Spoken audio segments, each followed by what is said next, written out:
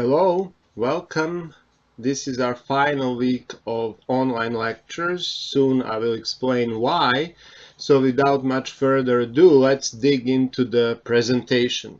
When I say that this is our final week of teaching, what I have in mind, of course, is that, as you well know, everything is now more or less open for business in Serbia under, of course, certain conditions. So we have to maintain 6 feet of distance. We have to wear personal protective equipment. At some venues, people are even tested for fever.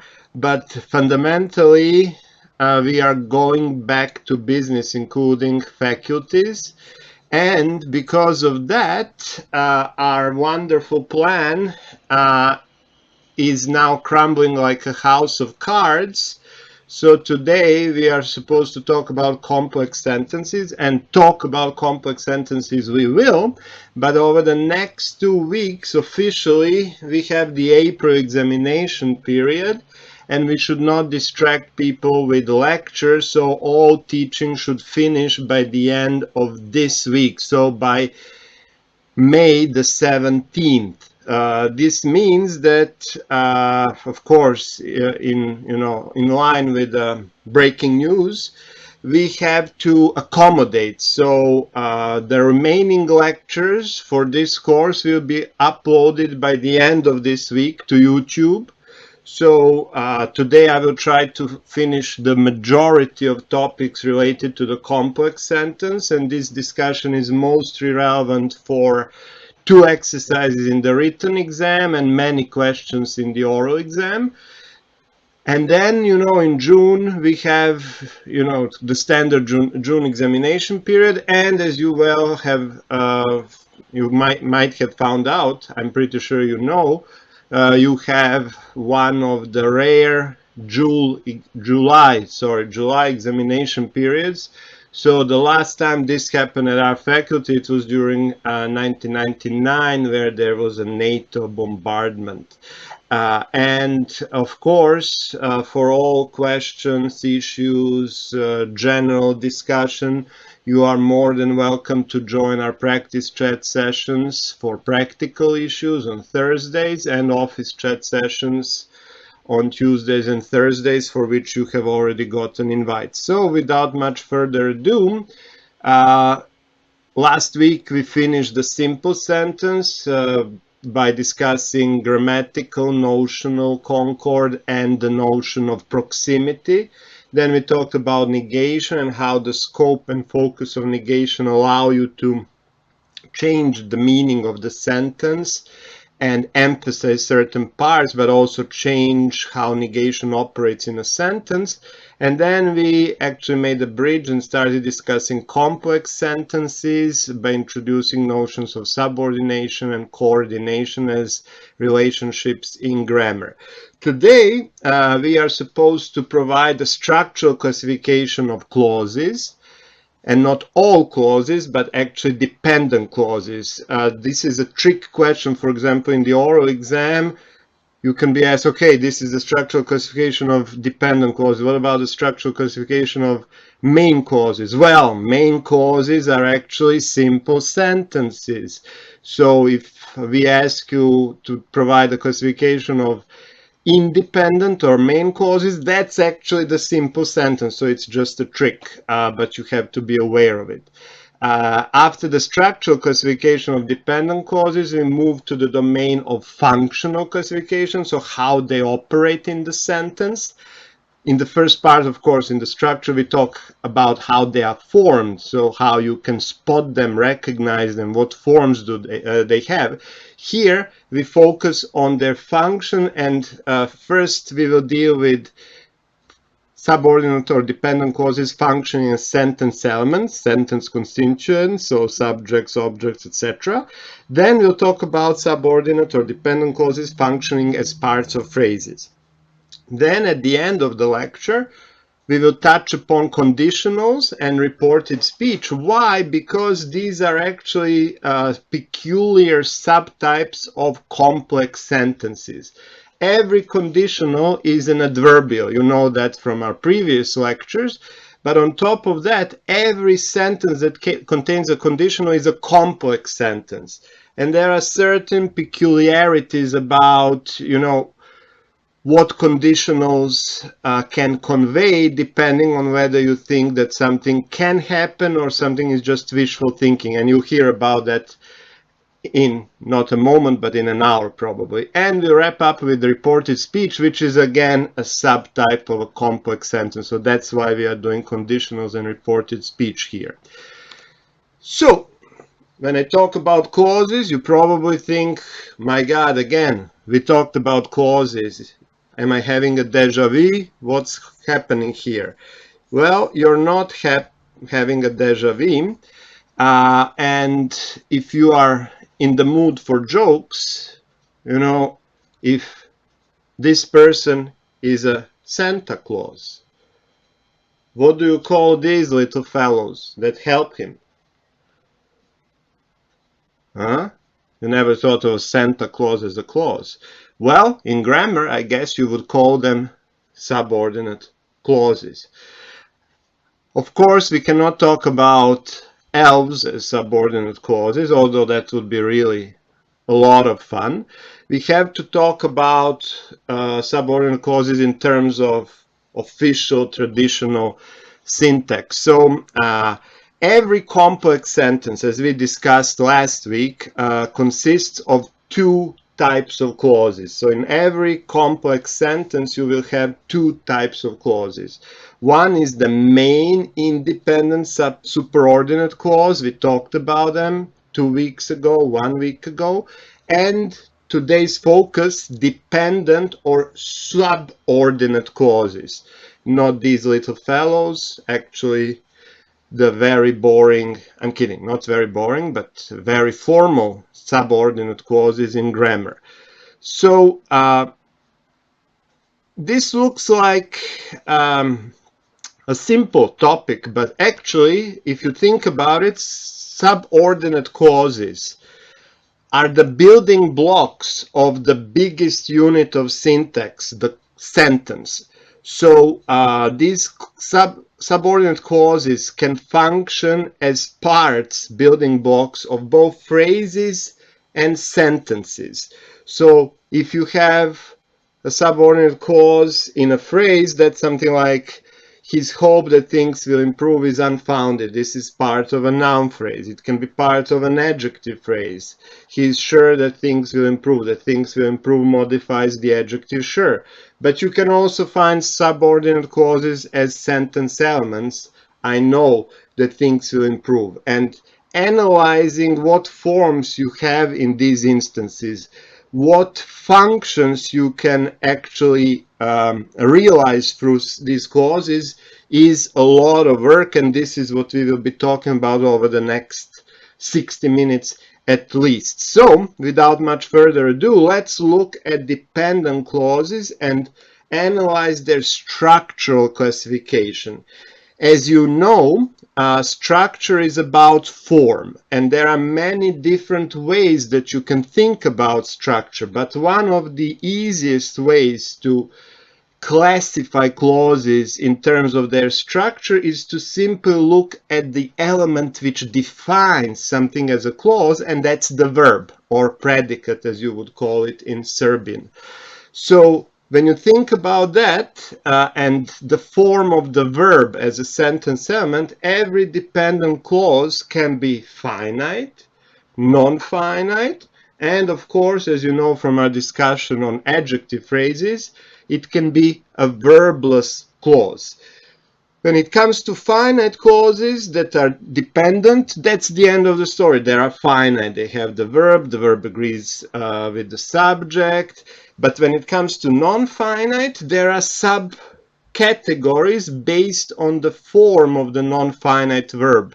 And of course, you know the forms from our first semester course in Grammar 1. Every non-finite verb form can be either infinitival or participial, where of course the participial can be ing or ed or en participle, whatever you want to call it. And based on this classification, you can, for example, if you have this in the oral exam, you can provide some examples. So let's start with the finite dependent clause. A finite dependent clause is, of course, a clause which is dependent and has a finite verb phrase as its verb, the sentence element verb, and there is a concord between the subject and the verb. So he told me that he was studying hard for the exam. He is the subject of the subordinate clause. It agrees with the verb was studying. This is a typical subordinate dependent finite clause. You can see many other examples. I can't go outside because I'm studying or because there's a pandemic. If you try to make it, in any other form, it will be ungrammatical. So you cannot say he told me that he were studying, or I can go out because I's studying. So finite clauses have to have agreement between the subject and the verb. The fun starts when you go beyond these finite dependent clauses and you look at the beautiful non-finite dependent clauses. So non-finite dependent clauses are simply all dependent clauses where the verb as a sentence element is a non-finite verb phrase. And as I mentioned in the introductory slide, there are many possibilities. So I expected her to quit. You can also say I expected them to quit. So you see that there is no agreement, even if there is a subject of the subordinate dependent clause. The subject is not in the nominative case, and the verb doesn't agree with the subject. The only solution would be for her to quit, but again, you could say for them to quit. So the verb will not display subject-verb agreement if there is a subject. But most of the time there is no subject, like all I did was push the red button, or rather than Paul do it, I will, where you also have ellipses, I will do it is the implication. Leaving the camp, they dented their RV, recreational vehicle, so again, no subject. With all his friends having been wounded, Rambo was in a desperate situation. So it can also have multiple verbal categories expressed, not only leaving, like progressive, let's say, aspect, but having been wounded, which has the perfective aspect, plus, of course, the passive voice. And having been in a similar situation, he knew what to do. So you can have various combinations of verbal categories of aspect and voice expressed through non-finite dependent clauses. To continue with the Rambo example, Rambo left Cambodia, his job finished. Here you miss, of course, you missed the auxiliary, and convinced that somebody at the court wanted to poison him. The king didn't eat anything.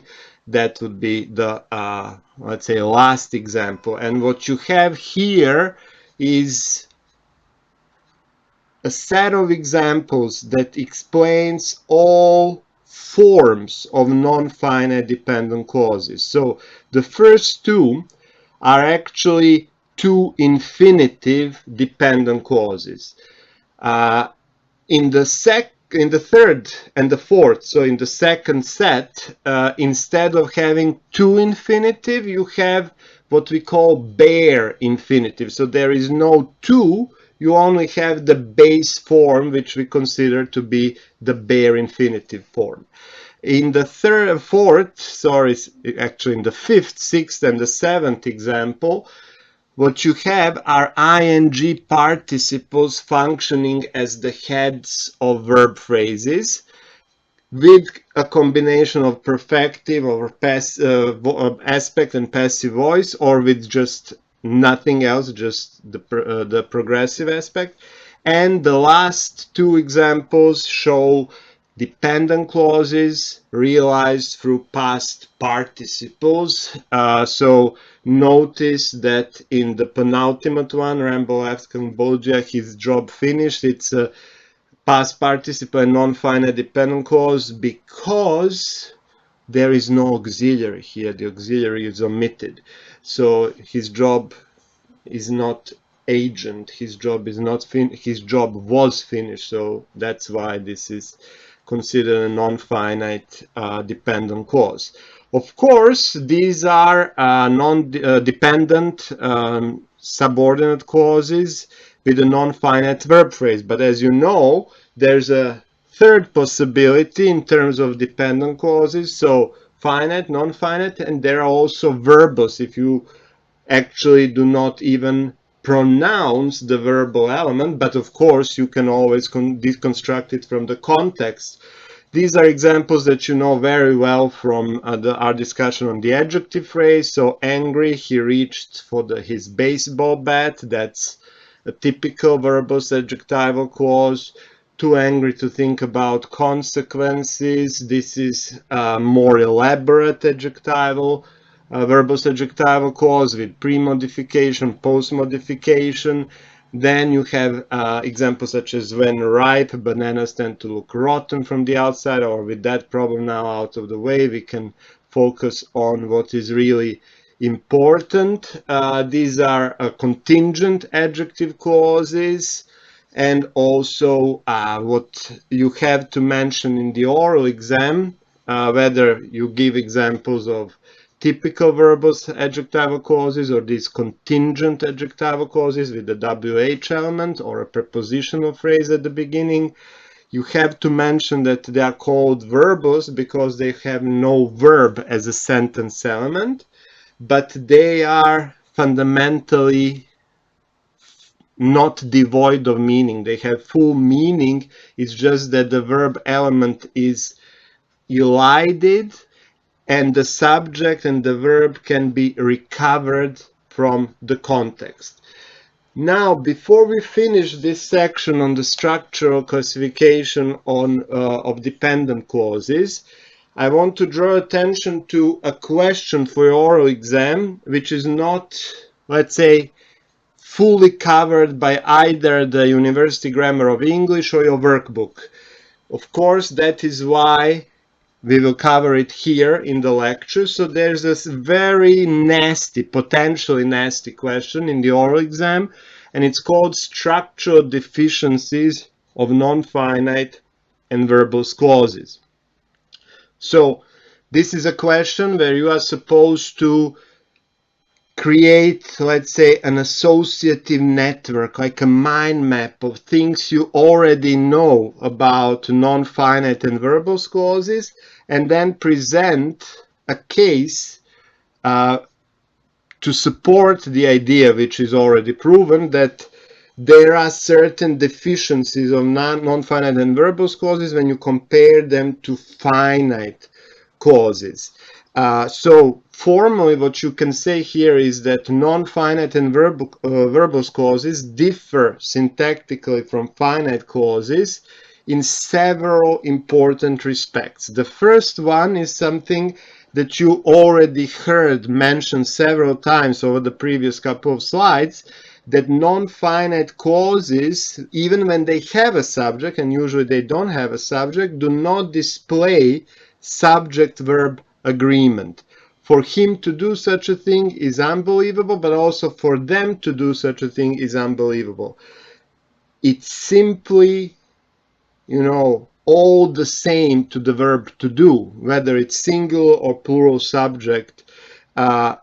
This, of course, compares very neatly with the finite clause, where you get ungrammaticality if the verb doesn't agree with the subject. So that's one of the structural deficiencies. Another deficiency of non-finite and verbose clauses is something that I mentioned when I was presenting the examples, but now I will articulate it really as a deficiency in comparison to finite clauses, and that's that non-finite verb phrases, as you know from Gay 1, cannot express tense, mood, and modality as verbal categories. So all non-finite verb phrases are devoid of tense, mood, and modality and only express progressive, perfective aspect, and or the passive voice, or the absence of all of that. Finally, there are some less universal deficiencies of non-finite and verbose clauses. When I say less universal, in the sense that the first two are universal and apply to all subordinate clauses. What follows is something that is common, but not always the case for subordinate clauses. For example, that non-finite clauses typically do not have a subordinator.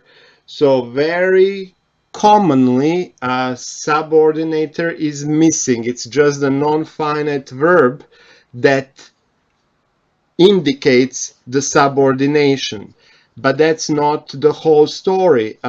Also, very often, but not always, non-finite clauses are subject to syntactic compression. They have no subordinator, no subject, no auxiliary. So determined to do it, they jumped, which in your mind actually reads as because they were determined to do it, they jumped.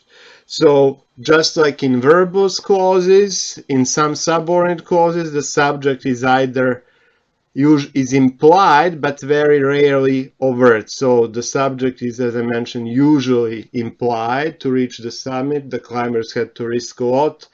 The subject is implied in the main clause, it's the climbers. Lunch finished, that's the overt subject. For him to do such a thing is unimaginable, that's again overt subject. The last, let's say, feature of or deficiency of non-finite and verbose clauses is because of this lack of certain verbal categories, agreement between the subject and the verb, syntactic compression. Very often, non-finite clauses can cause ambiguity. We analyzed this in details in both this course and the previous course. So we met him leaving the room. Actually, is ambiguous because you are not sure. Was it when we were leaving the room or when he was leaving the room? So leaving the room can either refer to him or to us. And that's always the case with non-finite clauses, especially those with ing participles. And with that, we have just finished the dependent clauses as the introductory part of the lecture and their structural classification. So these structures that we identify, finite dependent clauses, non-finite dependent clauses, verbose clauses with all their wonderful deficiencies and subtypes like infinitival, participial, etc., they more importantly function. They do something in the sentence.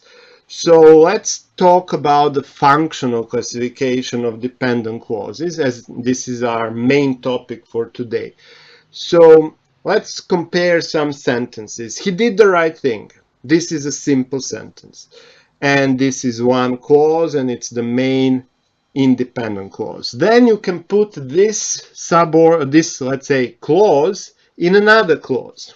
I know, and then you use a subordinator to indicate that this is a subordinate clause that follows. He did the right thing. Now, what was originally a main clause, independent, became a subordinate clause which functions as the object of knowing. She will be happy providing he did the right thing. Here you provide additional details on when she will be happy, under what conditions.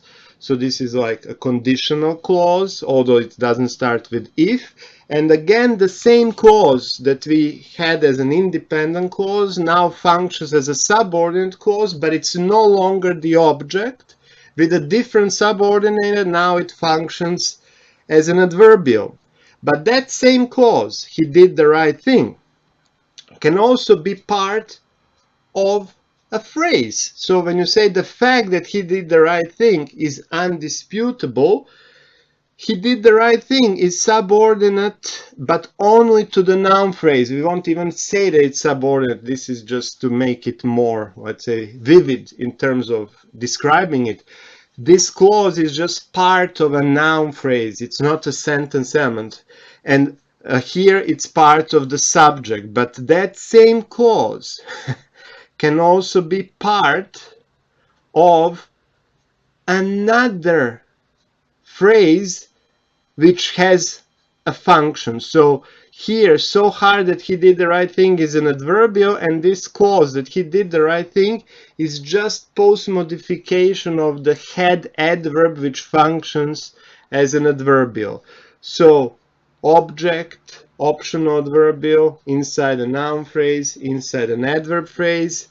These are just many functions that a subordinate clause can perform, and this is why we actually discuss this, because this is a complex topic with many possibilities. So fundamentally, people over the last 200 years, when they analyzed English and its grammar, came to a conclusion, and you are very fortunate here because you're standing on the shoulders of giants. There is very little to explore in this domain. Dependent clauses can function as syntactic constituents and, as I mentioned, as parts of other phrases. When dependent clauses are syntactic constituents, and I apologize for my misbehaving animations, they are typically nominal clauses. So nominal clauses function as subjects, objects, and complements. Why do we call them nominal? Because subjects, objects, and complements can be realized as noun phrases. So in many respects, these clauses behave like noun phrases, and that's why we call them nominal clauses. Unlike nominal clauses, we also have adverbial clauses. They do not function as subjects, objects, and complements. They function as adverbials. And of course, you cannot replace them with the same thing. So nominal clauses are typically replaced, if you do a replacement test, with a noun phrase or a pronoun typically. Adverbial clauses are replaced by adverbs. That's the difference and how we came about this classification. But syntactic constituents are not the only option. Dependent clauses can also be parts of other phrases. They can be post-modification of a noun phrase, adjective phrase. They can be a complement of a prepositional phrase and post-modification of the adverb phrase. When they perform these functions, so when they're parts of other phrases, they are either relative clauses, for example, post-modification of a noun phrase, or comparative clauses. This is typical of post-modification of the adjective phrase and the adverb phrase. And with this, we finished the basic functional classification of dependent clauses. But now, over the rest of, let's say, this main part of the lecture, we'll focus on dependent clauses that function as constituents and dependent clauses that are parts of other phrases. So let's start with syntactic constituents. And in order to make this memorable, I decided to put Chuck Norris into the slides because people remember things about Chuck Norris, including, for example, this quote by an Iraqi police trainer in Fallujah. You know that Chuck Norris is a legend and that there are many pieces of evidence that he visited many places around the world. So all the examples in this part of the lecture will be based on Chuck Norris. So let's look at those nominal clauses. So subordinate clauses that function as subjects, objects, and complements. Here are some examples. That Chuck Norris is unkillable is a well-known fact. Also, to annoy Chuck Norris is a suicide. Chuck Norris gave whoever was there a kick in the behind. You can also paraphrase this with a more, let's say, colorful noun at the end. I know that Chuck Norris hangs up on Olja Bečković. Yeah, only Chuck Norris can do that. And the problem with Chuck Norris is that bullets are afraid of him. However, Chuck Norris is not good at styling, so I didn't imagine Chuck Norris wearing white socks with his black shoes and his black belt, but I didn't dare call him on it. So what these examples with Chuck Norris show you is that in the first set, the first two sentences, the subordinate clause is marked in red, function as subjects. So these clauses, that Chuck Norris is unkillable, tonight Chuck Norris is a suicide, these are subjects of the main clause. In the second, let's say, example, or the second set of examples, but it's a single sentence, whoever was there, Chuck Norris gave whoever was there, you can paraphrase it, Chuck Norris gave them a kick in the behind. This is, of course, the indirect object. I know that Chuck Norris hangs up on other backers. I know that. I know something. This is a direct object. The problem with Chuck Norris is that bullets are afraid of him. This is actually a subject complement, and I didn't imagine Chuck Norris wearing white socks, etc. That's object complement. So these examples with Chuck Norris give you excellent, let's say, overview of why we call nominal clauses, because nominal clauses can function as subjects, indirect and direct objects, and subject and object complements. So these are all, there's one thing common for all these sentence elements, that they can be realized through noun phrases. So that's why we call these clauses nominal clauses.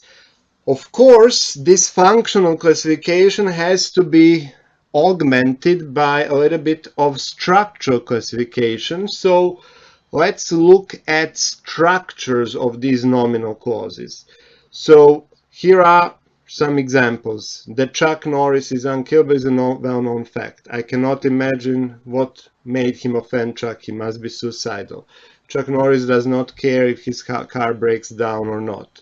What Chuck Norris is looking for is a good fight. To kill Chuck Norris is impossible, and making fun of Chuck Norris is the most lethal thing in the world.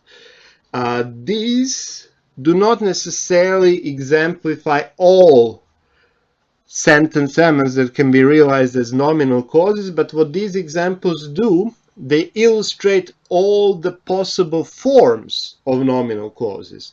So the first one, as you can see, is the clause which starts with that. And this is a clause that is typically called a that clause. Some people call it a dependent declarative clause, but normally people call it a that clause. The next one doesn't start with that. It starts with a WH element. And this is called dependent WH interrogative clause. The next one doesn't start with a WH, but has a formal interrogative clause. So breaking down or not just gives you two possibilities. The car broke down or the car does not break down. So this is a yes-no, dependent yes-no interrogative clause. What Chuck Norris is looking for is a good fight. So there's a relationship between what Chuck Norris is looking for and the good fight.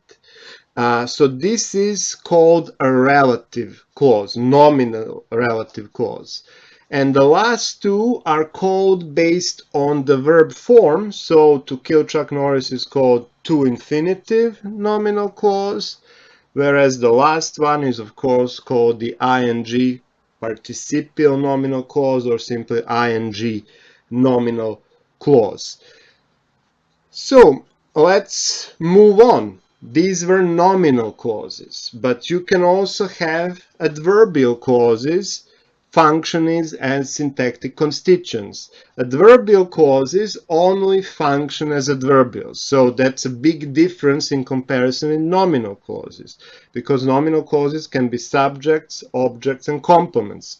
Theoretically, 5 different sentence elements, because you have 2 types of objects and 2 types of complements. Adverbial clauses are simply adverbials, always adverbials.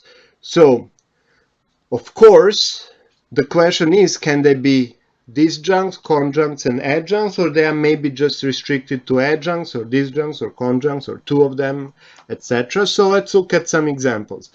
When Chuck Norris does a push-up, he's not lifting himself up, he's pushing the earth down. That's my favorite. Speaking in all honesty, I can inform you that Chuck Norris does not style his hair. It lays perfectly in place out of sheer terror. And what is more, some people claim that there is no theory of evolution, but just a list of beings that Chuck Norris allows to live. What these red-colored adverbials show you is that adverbial clauses can actually function as adjuncts in the first one, disjuncts in speaking in all honesty, and conjuncts, what is more. So all adverbials, all types of adverbials can be realized by means of adverbial clauses. Now, as you know, what you can mention when it comes to adverbial clauses is their semantic classification. So you don't have to provide details on this in the oral exam, but you can briefly mention it. So you know, and we will not go into details here because you know it, that adverbial clauses belong to many semantic types. So here you have many examples. When I last saw him, he tried to pull a practical joke, etc. Maybe we can just first show them. So these are some examples. You can provide more based on what you know from the section or actually the chapter on adverbials. When I last saw him, when. So that's an adverbial clause of time. The Taliban are hiding their Chuck Norris. Where, that's adverbial place. Although he had not eaten for months, that's adverbial clause of concession. If you don't believe me, of course starts with if, so this is an adverbial clause of condition. Since we live near Chuck Norris's house, we are safe, so that's reason or cause. And this last group is something that in your University Grammar of English is called circumstance, but actually this could also be a reason or cause according to our classification. You can continue this semantic classification based on, everything you know from the previous lectures, so purpose, result, manner, etc.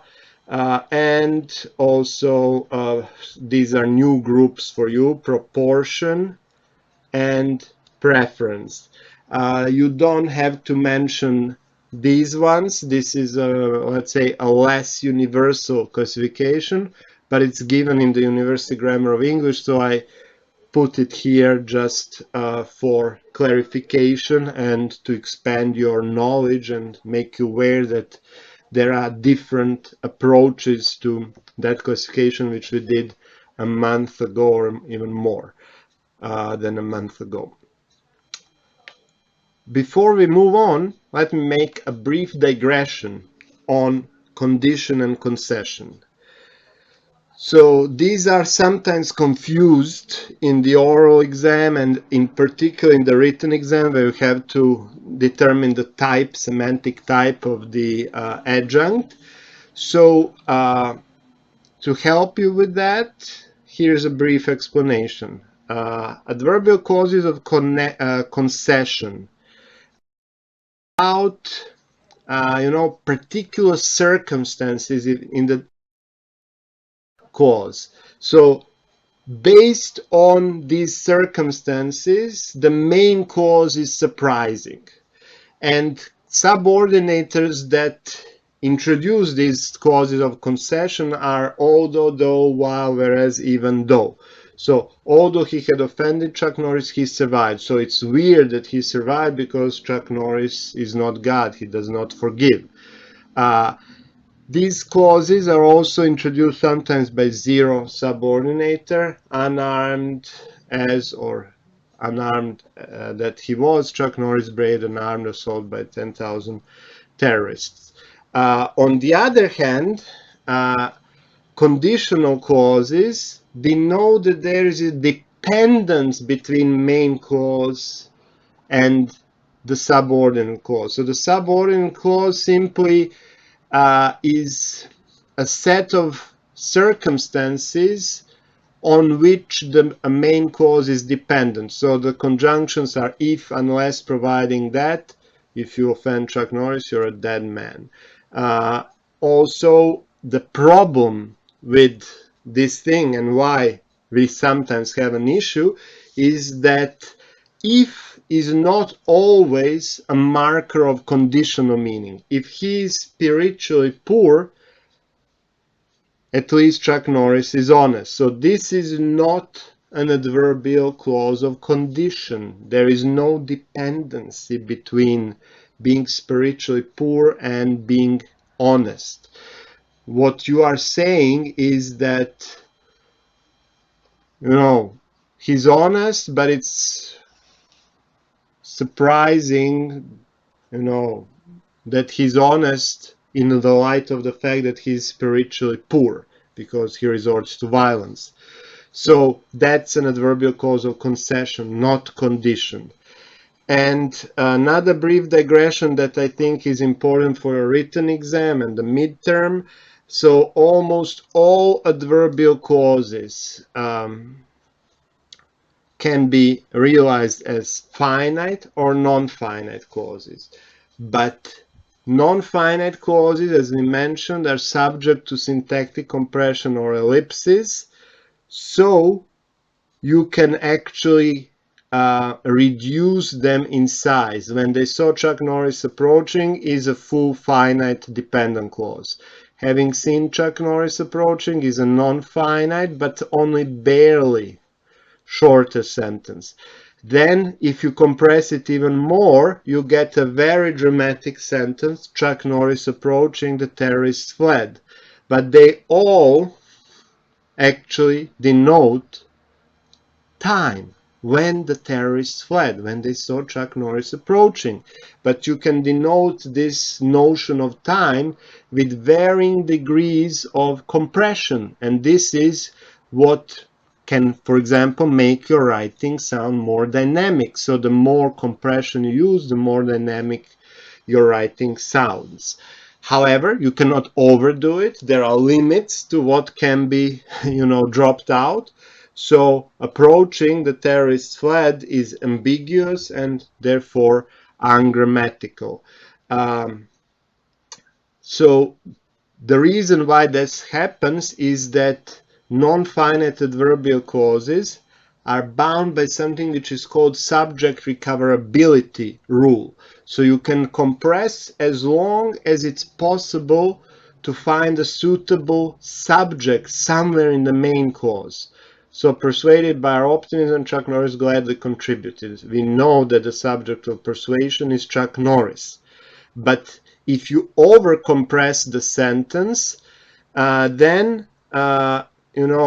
you get sentences that are ambiguous or weird because the understood subject on the non-finite clause may not be the subject of the main clause. So flying through the air at the speed of sound, a sudden thought struck Chuck Norris. You know that it's not a sudden thought that was flying through the air. It was probably Chuck Norris or the plane at which he was riding or something like that. Since leaving her, the whole life seemed pointless. Of course, it's not the life who left her, it's the guy who left her, but the sentence sounds weird. So this rule of subject recoverability is also called attachment rule, but we don't have to go into details right now. You need to know that this rule is traditionally stated with reference to the participles, but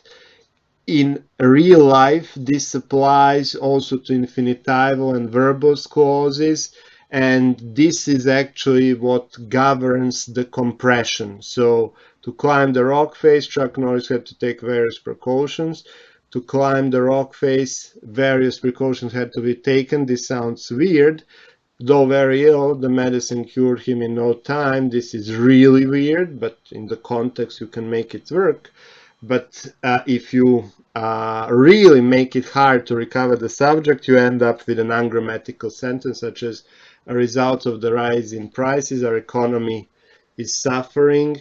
and you can make it even more ungrammatical. To climb the rock face, certain precautions are set out below, which sounds terrible. Of course, there are exceptions to this rule, and this applies to verbal clauses with impersonal reference. I'll help you if necessary, if it is necessary, is of course what we mean by that. And with that, believe it or not, we finished one of the biggest chunks of today's lecture. We analyzed dependent clauses that function as constituents. We classify them, so it's more important for you to know that they can be nominal or adverbial clauses, that they can function as, therefore as subjects, indirect, direct objects, subject-object complements, adjunct, disjuncts, and conjuncts in terms of adverbials, and that they can be compressed to, to a smaller or higher degree, as long as you make it possible to recover the subject. And now we can move to the second part of our functional but also structural classification of dependent clauses. And these are the clauses that function as parts of phrases. So, as you know from your previous lectures in this course, and also in lectures from Grammar of English 1 or GAY 1, very often a phrase can have a clause in its post-modification. One of the first phrases that we analyzed as a phrase was a noun phrase. And of course, in a noun phrase, you can have noun phrases post-modified by a clause. So here are some examples, and here we stop using Chuck Norris. The book you gave me is terrible. My brother, who is 39, works as a doctor. He bought fewer books than I need.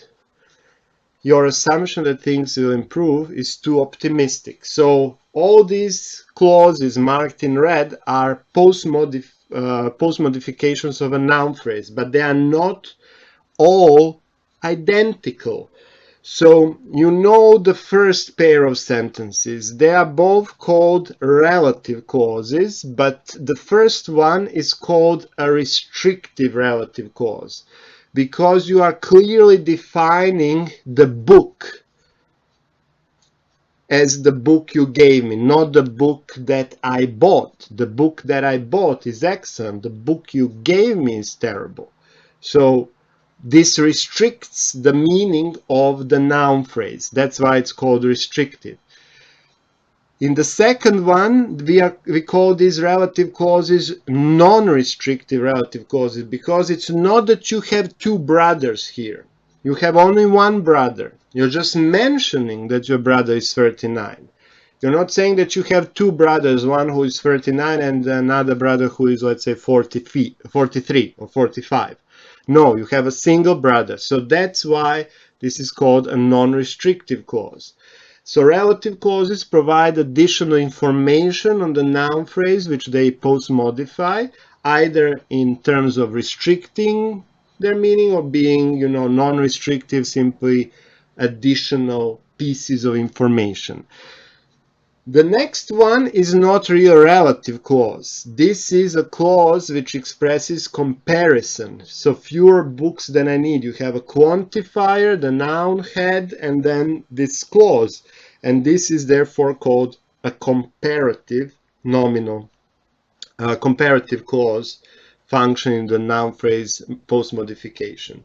And the last one is very similar to relative clause, but this is not a relative clause because there is no direct link between the clause and the head of the noun phrase.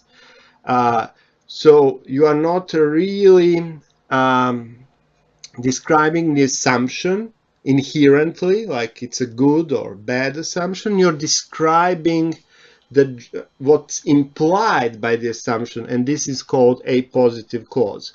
Of course, relative clauses and positive clauses are notoriously sometimes difficult to distinguish, but you can think of it in terms of what we discussed with adjectives, inherent and non-inherent. So if the clause inherently describes the noun head, then it's a relative clause. If it non-inherently describes the head of the noun phrase, it's a positive clause.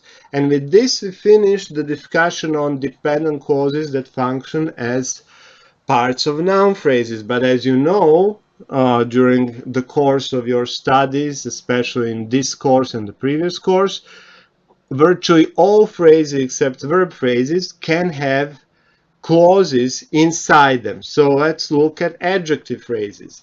When adjective phrases contain clauses, these are examples of the type "I'm sure that you will make it," or "she's as tall as his sister is." The first one is called nominal clause, whereas the second one is called a comparative clause. So comparative is a typical dependent clause in the adjective phrase. Nominal clauses are really weird, and this is not a good label here because this cannot be easily replaced with a noun phrase. "That you will make it" cannot be really replaced with a noun phrase, but for the lack of other term, linguists call it a nominal clause.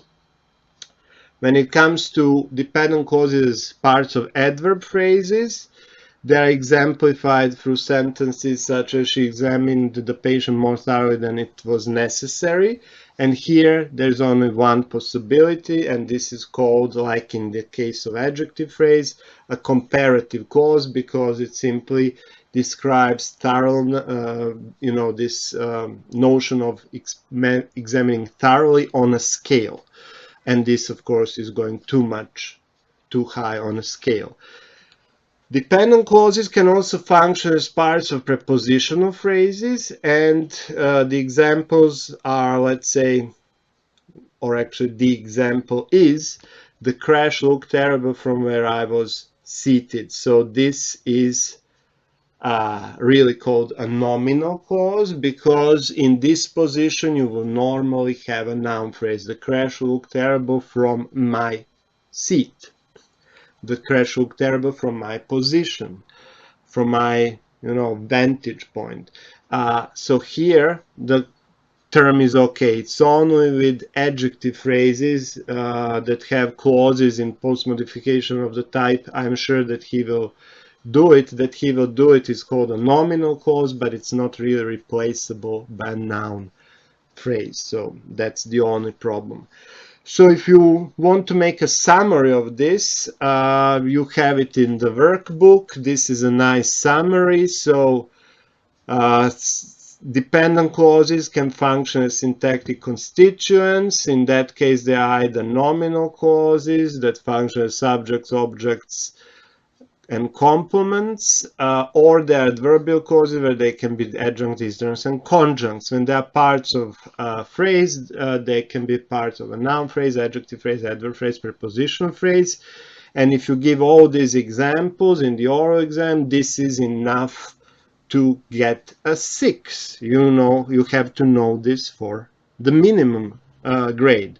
Everything that I mentioned in this lecture is necessary for higher grades. So if you ask me like what criteria we use in the oral exam, well, exactly this is the criterion. You have to know the basics. That's in order to pass. If you know the details, depending on the amount of details and the breadth of details and the ability to link to other topics, you get a higher grade. So that's it. We finished dependent clauses functioning as parts of phrases.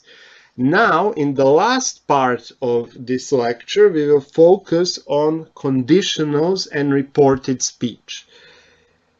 Why? As I mentioned at the beginning of the lecture, the reason we're doing this is that conditionals and sentences with reported speech are actually two very common but very peculiar types of complex sentences. So conditionals are complex sentences with a conditional adverbial.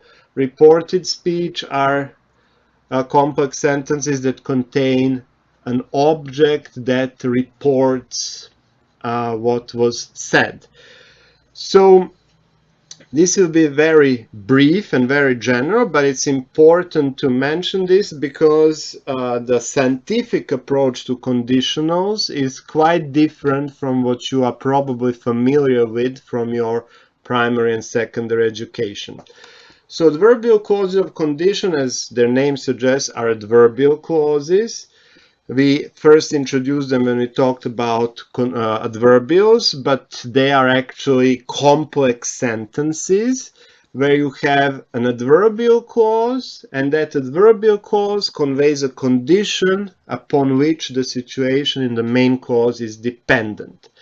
You can recognize conditional clauses by the subordinators such as if, unless, which is the negative if, on condition that, or on condition provided or provided that, given that or just given, supposing that, assuming that, in case, as long as, if only, and there are many of them. Just bear in mind that some of these clauses are not always conditional if they begin with if. You had a very brief discussion on the concession as another adverbial meaning. So for you remember the example with Chuck Norris, if he's let's say mentally challenged, he's honest. That's not a conditional one. That's actually concession. That's a clause of concession.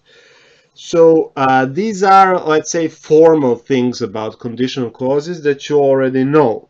What you maybe do not know depends a lot on your teachers in the primary, secondary school, and maybe private schools that you attended, is how you classify conditional clauses. One classification is that they can be classified into direct conditional clauses, which describe the condition upon which the main clause is directly dependent. And these can be further subclassified into open. If it doesn't rain, we'll go out. Open in terms of the possibility is open. It's still possible that it won't rain and we'll be able to go out, and hypothetical. So it is raining, but I'm just, wishful thinking that it wouldn't be raining. So if it weren't raining, but it is raining, we'd go out. So this is just wishful thinking. But these direct conditional clauses that can be open and hypothetical are just one large group of conditionals. Another group are so-called indirect conditional clauses, and they are the conditional clauses in which the condition expressed through the conditional clause is not directly, it's actually only indirectly related with the situation of the main clause. If you are going my way, I need a lift. So I need a lift whether you're going my way or not. It's just nice if you're going my way, and then you can give me a lift. And finally, there are, from the pragmatic point of view, rhetorical conditional clauses that simply emphasize the negative meaning of the main clause, something like, if they're telling the truth, I'm the king of Spain. Of course, you're not the king of Spain. So this is not a true conditional. This is a rhetorical conditional. Now, this classification, as you probably are now thinking, is quite different from the traditional classification, which you are probably familiar with and that you were introduced to as maybe early in your 5th grade or 6th grade of your primary school. And that classification sees first conditional or type A, type 1, second conditional or type B, type 2, third conditional or type C, type 3, and mixed type or zero conditional, exemplified by sentences such as, if she comes to the party, he will be happy. If she came to the party, he would be happy. If she had come to the party, he would have been happy. And if somebody's at the party, he should be parting. But think about this classification. So the first condition, or type A, has a future time reference, and this is a real possibility. She may come to the party. The second conditional has the future time reference, but the possibility is almost non-existent. So this is really almost wishful thinking, but not there. So it's very low degree of possibility. The third conditional is truly wishful thinking. It's completely unreal. And it doesn't have future time reference, it has past time reference. So it's unreal and past. The first one is future and real, the second one is future but not very real. And the mixed type is universal. If somebody is at the party, whenever, universally, all the time, he should be partying. So this classification, if you notice, misses out on some other possibilities. So what you get from the traditional classification is what we called in this linguistic classification open conditional with future time reference. The second conditional is this hypothetical conditional, again with future time reference. And what traditionally called third conditional is hypothetical conditional, but with a past time reference. And here, when you put it this way, you actually realize the deficiencies of the traditional classification, because the traditional classification doesn't mention the conditionals with the present time reference. Like if he's in Paris now, he's obviously on a vacation or he's stuck due to the pandemic. It doesn't mention, the possibility of open conditional with past time reference. If he trained, Ayrton Senna always practiced for wet races. It's true.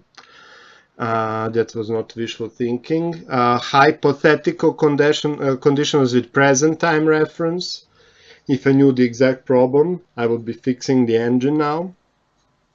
And other possibilities not covered by the traditional classification. So the bottom line is the traditional classification is flawed and imprecise.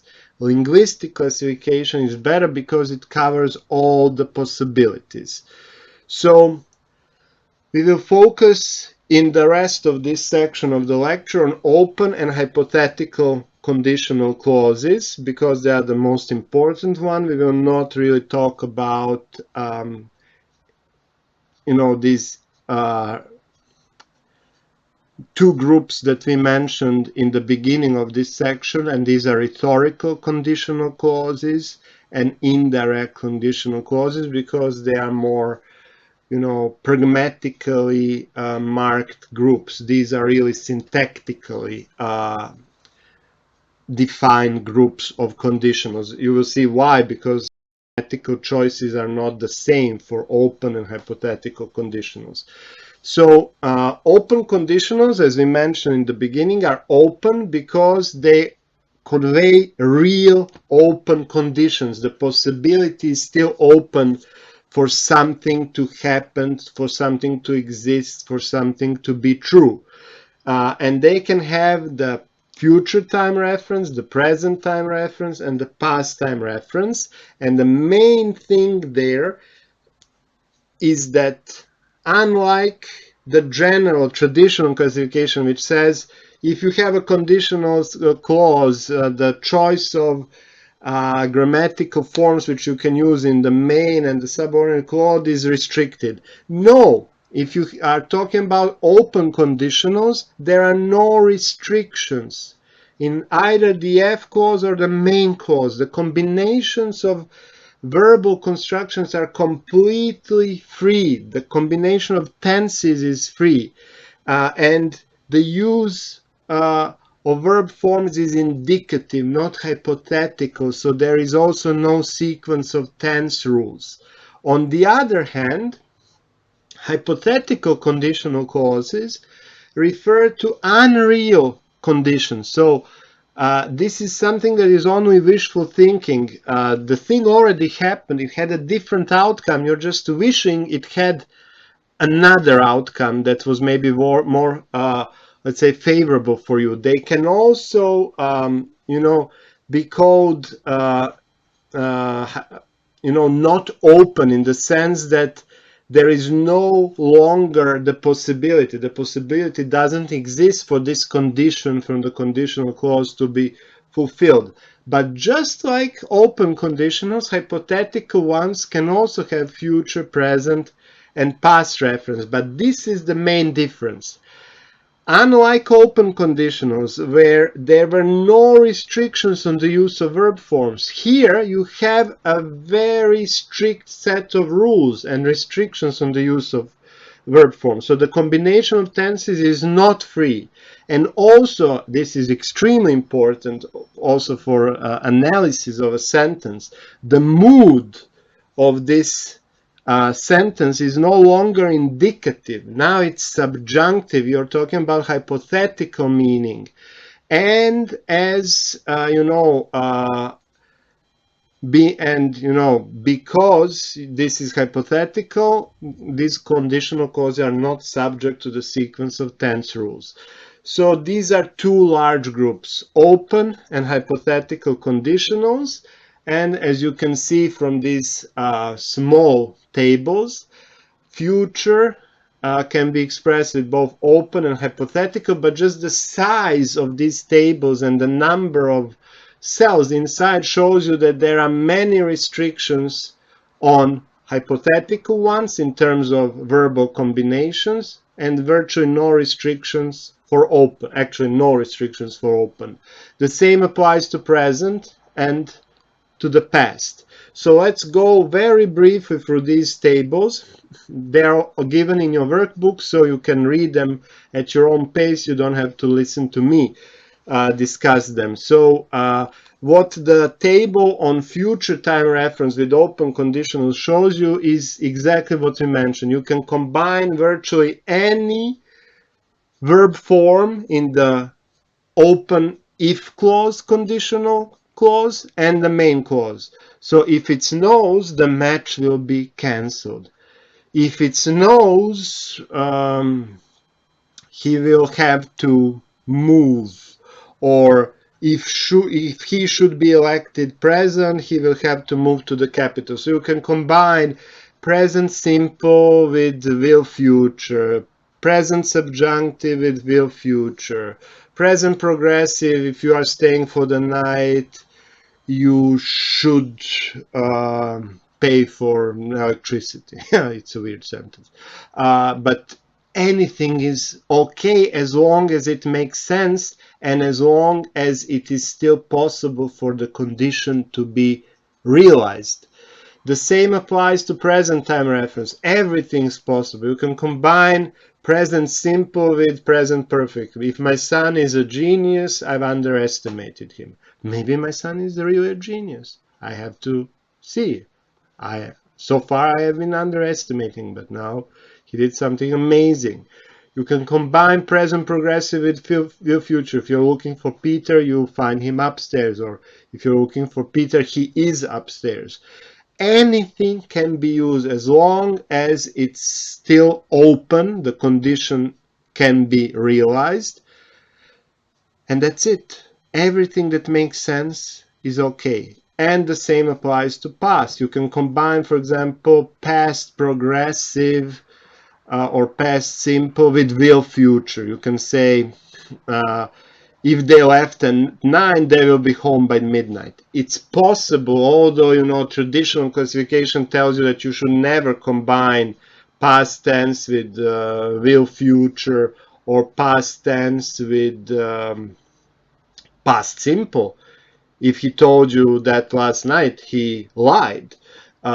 You can do that as long as the conditions can be still realized, as long as there's a possibility that this is true, that this ends up being like that. On the other hand, when you look at hypothetical conditional clauses, the number of possibilities is severely restricted. If you try it again, you could succeed. Hypothetical past plus would, could, might, and infinitive, or subjunctive plus would. If I were to be, let's say, elected president, I would be different. So future time is always hypothetical past or subjunctive, which is, the same function as hypothetical past, and then would, could, might, past tense of the modal verb plus the infinitive. So the number of combinations is actually restricted, severely restricted. The same applies to present time reference when the conditions are no longer possible to fulfill. This is just wishful thinking. If I were on holiday, I would be touring Italy. Ha! I'm not on holiday and I cannot tour Italy because it's under a lockdown. So that's hypothetical past denoting present plus would and infinitive for the main clause. Instead of hypothetical past, you can also have past progressive. If my car was working, I would give you a ride, but it's not working, so it's wishful thinking. And of course, the number of combinations is also severely restricted for past time reference. So you only have the hypothetical past perfect in the if clause and would plus perfective infinitive or infinitive in the main clause. So if he had taken my advice back then, he would be a rich man now. If he had taken my advice back then, I would have become his best friend, something like that.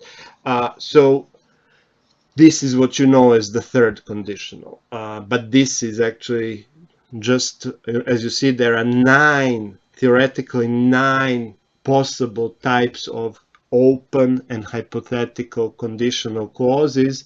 The traditional classification recognizes fundamentally only two. So this is really the linguistic classification, what you just heard, and what you can read in detail in your workbook. So final remarks on conditionals. With verbs should, had, and were, it's possible to have subject operator inversion, as you know. Had he done that, I would have helped him. Were you in my shoes? You would do the same thing. Should he send a complaint? We'll sue him. And will and would can have special uses in if clauses for politeness. For example, if you say, if you will wait, I will see to it. And also to express willingness. If you will listen to me, I will be able to help you. So that's like, if you are willing to listen to me. With that, we finish the conditionals, and the only thing that is still on the agenda for today is the reported speech, which people also call indirect speech. Why we do this? Because this is actually a subtype of a complex sentence. So a very brief overview.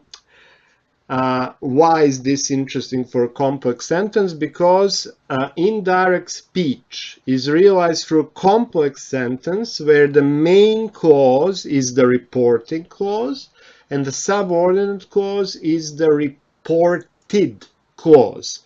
And it's always a direct object. So, you know the famous quote when Leah says to Han Solo, I love you. He said, I know. So you can say Han Solo said, I love you, Leah, and then you can say Han Solo told Leah that he loved her. This is a typical indirect speech, and this is how you create a complex sentence. You already know the rules from your primary and secondary education, so that clauses which are sentences, actually statements, become that clauses, questions become either if or WH clauses, commands become infinitival or very rarely that clauses, and exclamations become WH interrogative clauses. The interesting part from the point of view of syntax is that converting direct speech into indirect speech changes a lot of things in syntax. So tenses are subject to backshift. So the reporting verb is in the past tense, then everything in the reported clause has to shift to accommodate the fact that the reporting verb is the past tense. All the pronouns have to change. And of course, adjuncts of time and place have to change, but this applies, of course, only when the reporting verb is in the past tense. Now has to become then, today, that day, here has to become there, etc. You have it neatly outlined in your workbook, so how the backshift occurs. So you just have to know this for your written exam, because there is an exercise on transformations, and one of the transformations is the reported speech. Here you have some things that also do not change. So the subjunctive, modal past perfect do not change. Hypothetical conditional clauses do not change. This is what we mentioned previously, that hypothetical conditionals are not subject to sequence of tenses. What you need to know for your general, linguistic skills is that this backshift is optional. But it's optional only if the time reference of the original utterance is still valid at the time when you are making your reported speech sentence. So King Leonidas is dead. So you can say only King Leonidas said that he was a citizen of the world. But if the reference is to something that is universally true, something like King Leonidas said that nothing could harm a freedom-loving man, this nothing could harm a freedom-loving man is still true, hopefully. Then you can also say nothing can harm a freedom-loving man. So I didn't know that our meeting is or was next Thursday. You can say I didn't know that our meeting is next Thursday is if there's still a chance that you make it to the meeting, which is next Thursday. But if you're saying this on the Friday after the meeting had already happened and you didn't attend it, then you have to say I didn't know that our meeting was next Thursday.